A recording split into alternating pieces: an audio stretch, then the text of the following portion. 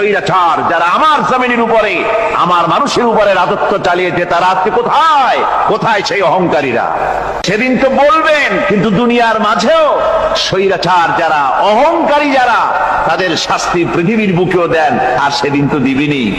যাদের তর্জনী হেননে লক্ষ কোটি কোটি মানুষ উঠতো আর বসতো, তাদের জিল্লাতির সঙ্গে আল্লাহ রাব্বুল আলামিন কতজনকে বিদায় করে দিলেন।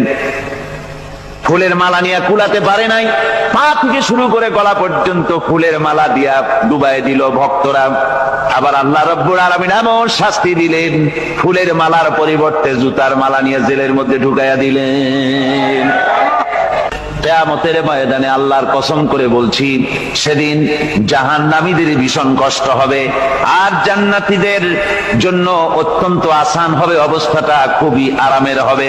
নবীজি বলেন, এক ফরজ নামাজ, এক ওয়াক্ত ফরজ নামাজ আদায় করতে যে সময়টুকুন লাগে, কিয়ামতের মাঠের এই সময় এত বড় বিরাট লম্বা সময় জান্নাতীদের জন্য এরকম হালকা হয়ে যাবে। সুবহানাল্লাহ।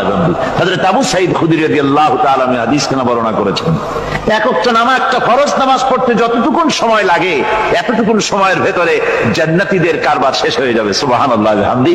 আর ওদের কারবার তো শেষই হবে না। ওয়া ইয়াউমা তাশাক্কাকুস